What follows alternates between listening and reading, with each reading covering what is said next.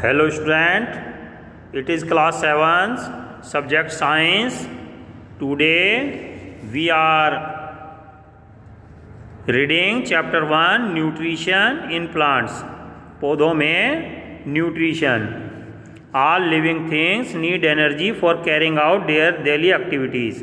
अपने दैनिक कार्यों को करने के लिए सभी जीवधारियों को लिविंग बींग्स को एनर्जी चाहिए. They get this required energy from the food they eat. अपने खाने वाले भोजन से एनर्जी लेते हैं. Humans and animal their energy from plants from smaller animals. जो मनुष्य हैं और जीव जंतु हैं वे पौधों से या छोटे जीवों से अपना पोषण ग्रहण करते हैं. लेकिन प्लांट्स अपना भोजन कहाँ से लेते हैं, प्लांट्स को भोजन कहाँ से मिलता है? We will discuss about this in this chapter. इस चैप्टर में हम इसके बारे में ही पढ़ेंगे. So first topic is modes of nutrition. पौधे में पोषण. The process of taking food and its utilization by the body is called nutrition. पौधे किसी भी भोजन को ग्रहण करना और इसे बॉडी के द्वारा यूटिलाइज करना, इस्तेमाल करना बॉडी में, उसे न्यूट्रिशन कहते हैं. These are two modes of nutrition. Nutrition के दो मोड्स होते हैं. Number first is autotrophic. The mode of nutrition in which an organism make its own food is called autotrophic nutrition. Autotrophic में ऐसा न्यूट्रिशन जिसमें कि हम अपना भोजन अपने आप बनाएं, अपने आप कच्चे, उसे ऑटोट्रॉपिक कहते हैं. और ऐसे जीव को ऑटोट्रॉप्स कहा जाता है. जैसे green plants. Green plants are autotrophs. हरे पेड़ पौधे ऑटोट्रॉप्स हैं, स्वपोषी हैं. बाकी सभी जीवधारी ग्रीन प्लांट्स पर, भोजन उगाने वाले पौधों पर निर्भर करते हैं. सेकंड इज हेटेरोट्रॉपिक, परपोषी.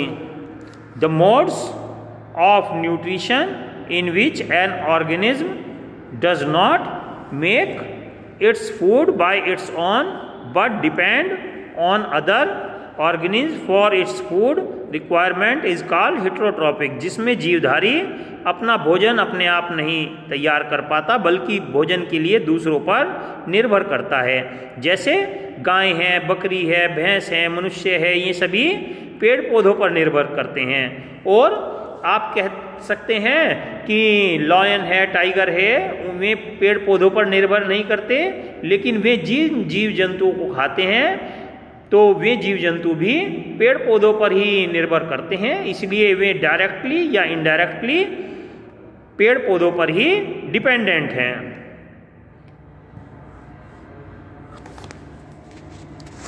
Autotrophic nutrition in plants.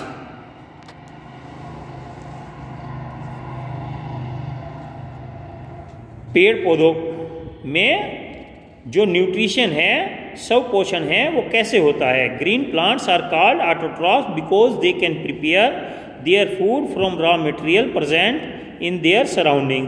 पेड़ पौधों के चारों तरफ जो वातावरण में कच्ची चीजें होती हैं, रॉ मटेरियल होता है, उसी से पेड़ पौधे अपना भोजन बनाते हैं. Green plants are also called producer. क्योंकि ये भोजन उत्पादन करते हैं इसलिए इन्हें प्रोड्यूसर या उत्पादक भी कहा जाता है. They prepare their food by the process of photosynthesis. ये फोटोसिंथेसिस के प्रोसेस से अपना भोजन बनाते हैं. What is photosynthesis? फोटोसिंथेसिस क्या है? जैसे आप इसमें देख सकते हैं, ये एक प्लांट है, ये ग्रीन है कलर में. तो ग्रीन कलर किस लिए है? ग्रीन कलर जो इसमें क्लोरोफिल है उसके कारण इसका कलर पत्तियों का ग्रीन होता है. और जब ड्यूरिंग डे टाइम, जब सुबह का समय है, सनलाइट है, सूर्य की रोशनी फैल रही है, तब सूर्य की रोशनी की प्रेजेंस में ये अपनी रूट्स से मिनरल्स और वाटर एब्जॉर्ब करता है और हवा से ये कार्बन डाइऑक्साइड लेता है और इन सब से प्रोसेस करके क्लोरोफिल का क्या यूज है, क्लोरोफिल का जो यूज है, क्लोरोफिल सनलाइट की एनर्जी को केमिकल एनर्जी में चेंज करता है, जिससे कि कार्बन डाइऑक्साइड और वाटर दोनों रिलेट होकर ग्लूकोज और ऑक्सीजन बनाते हैं। तो भोजन बनाने की क्रिया में कार्बन डाइऑक्साइड का यूज होता है और ऑक्सीजन रिलीज होती है। So plants are very useful for us, they prepare our food for us and gives us oxygen also. पौधे कार्बन डाइऑक्साइड का यूज करते हैं, जो हमारी वेस्ट गैस है उसका यूज करते हैं, हमें ऑक्सीजन भी देते हैं और भोजन भी देते हैं। Now what are the necessary condition for photosynthesis? Photosynthesis के लिए क्या क्या कंडीशन नेसेसरी हैं? Number 1, the availability of carbon dioxide, carbon dioxide होनी चाहिए। द अवेलेबिलिटी ऑफ वाटर, पानी उपलब्ध होना चाहिए पौधे की जड़ में। The presence of green pigment called chlorophyll, पौधे की पत्तियां हरी होनी चाहिए। द प्रेजेंस ऑफ सनलाइट, और सूर्य की रोशनी होनी चाहिए। ये सभी चीज़ें जरूरी हैं, तभी फोटोसिंथेसिस का प्रोसेस होता है। Role of leaves in photosynthesis, ये आप देख सकते हैं, ये एक लीव्स का क्रॉस सेक्शन डायग्राम है, उसका बहुत बड़ा करके फिगर लिया गया है। तो इसके पत्ते के नीचे महीन छिद्र होता है, हमें आँख से दिखाई नहीं देता, उसमें से कार्बन डाइऑक्साइड अंदर जाती है और ऑक्सीजन बाहर आती है। ये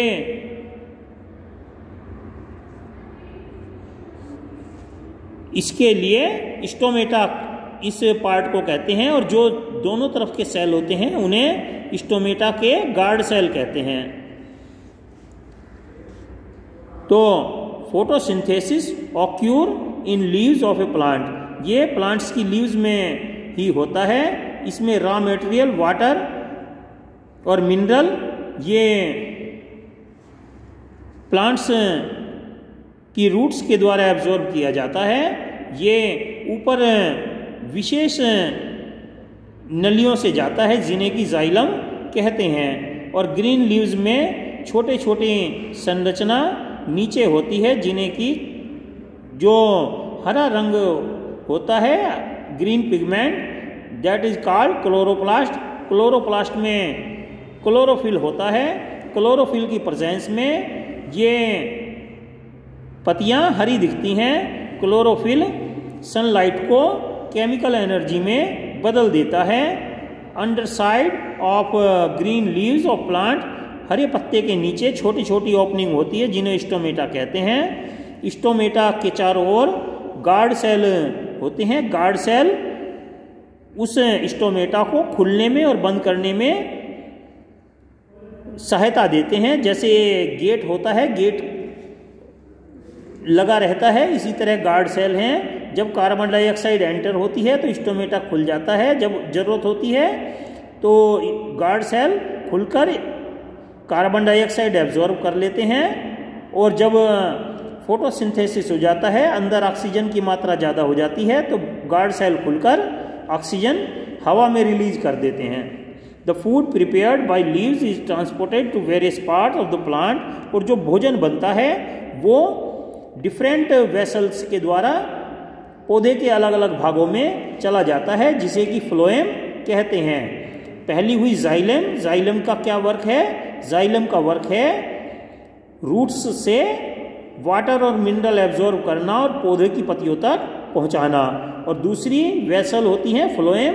फ्लोएम का काम है बने हुए भोजन को पौधे के सभी भागों में पहुंचाना, जिससे सभी भाग अपनी एनर्जी प्राप्त कर सकें। Importance of photosynthesis. फोटोसिंथेसिस का क्या इम्पोर्टेंस है? Photosynthesis is important because of following reason. ये इस रीजन से ज़्यादा महत्वपूर्ण है all the living organism directly और indirectly depend on plants for their food. सभी जीवधारी सीधे या प्रत्यक्ष या परोक्ष रूप से भोजन के लिए पौधों पर ही निर्भर करते हैं और पौधे अपना भोजन फोटोसिंथेसिस से बनाते हैं। फोटोसिंथेसिस में ऑक्सीजन गैस हवा में रिलीज होती है जो कि जीवधारियों के जीवन को चलाने के लिए जरूरी है। फोटोसिंथेसिस में प्लांट्स कार्बन डाइऑक्साइड यूज करते हैं जो कि जीवधारियों के द्वारा छोड़ी जाती है और ऑक्सीजन रिलीज करते हैं। इससे हवा में कार्बन डाइऑक्साइड और ऑक्सीजन का बैलेंस बना रहता है। और फोटोसिंथेसिस एक ऐसा प्रक्रिया है जिससे कि धरती पर जीवन प्रक्रिया चल रही है। अगर फोटोसिंथेसिस ना हो तो भोजन बनना बंद हो जाए, भोजन नहीं पौधे बनाएंगे तो फिर किस तरह से जीवधारी भोजन अपना प्राप्त कर सकेंगे। Photosynthesis in non green leaves, जो पत्तियां हरी नहीं हैं उनमें फोटोसिंथेसिस किस तरह से होता है। The leaves other than green has other pigment, कुछ पत्तियां दूसरे रंगों की होती हैं, उनमें भी क्लोरोफिल तो होता है लेकिन उनका रेड, येलो, ऑरेंज, ब्राउन ये कलर जो है वो हर एक क्लोरोफिल के कलर को ढक लेता है। उनमें भी क्लोरोफिल की प्रेजेंस होती है लेकिन वो दूसरे रंग के कारण उनकी प्रेजेंस नहीं दिखाई देती। ऐसा एग्जाम्पल है क्रोटन, रंगीन पत्ते वाले पौधे होते हैं, आपने घरों में डेकोरेशन में लगाते हैं तो क्रोटन ऐसे ही पौधे होते हैं लेकिन उनमें भी फोटोसिंथेसिस होता है। Photosynthesis in algae are the organism which produce their food by the process of photosynthesis. Algae भी काई जैसी संरचना, ये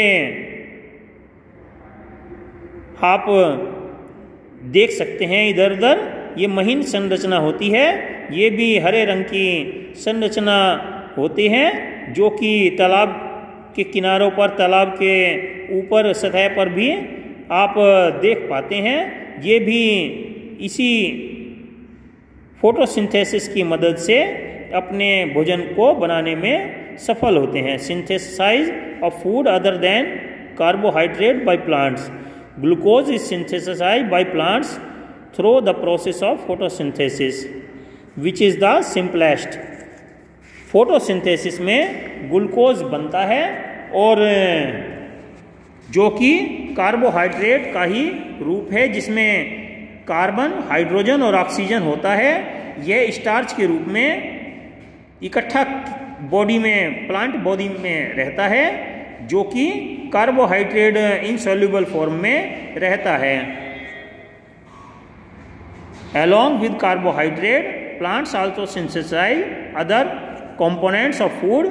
इसमें प्रोटीन और फैट भी अपने आप में इकट्ठा करते हैं। प्रोटीन नाइट्रोजन सब्सटेंस होते हैं, नाइट्रोजन वाले सब्सटेंस होते हैं और प्रोटीन और फैट ग्लूकोज का ही कॉम्प्लेक्स रूप है। इसे हम नाइट्रोजन और दूसरे महत्वपूर्ण सब्सटेंस कैसे मिट्टी में दे सकते हैं, इसके लिए हम फर्टिलाइजर डालते हैं, नाइट्रेट, यूरिया, अमोनियम सल्फेट, ये हम खेतों में केमिकल खाद डालते हैं तो उससे ये नाइट्रोजन की वैल्यू बढ़ जाती है। और roots of some plants like leguminous plant such as gram and peas contain rhizobium bacteria. ये चने और मटर के पौधे के जड़ों में एक बैक्टीरिया होता है। ये बैक्टीरिया एटमॉस्फेयर की नाइट्रोजन को सॉल्युबल फॉर्म में चेंज करता रहता है जिससे मिट्टी में नाइट्रोजन की मात्रा बढ़ जाती है। So student, read this chapter carefully, इसे ध्यान से पढ़िए, याद करिए और स्कूल में से आप अपना वर्क ले सकते हैं। Okay, thank you, have a nice day, take care of your studies.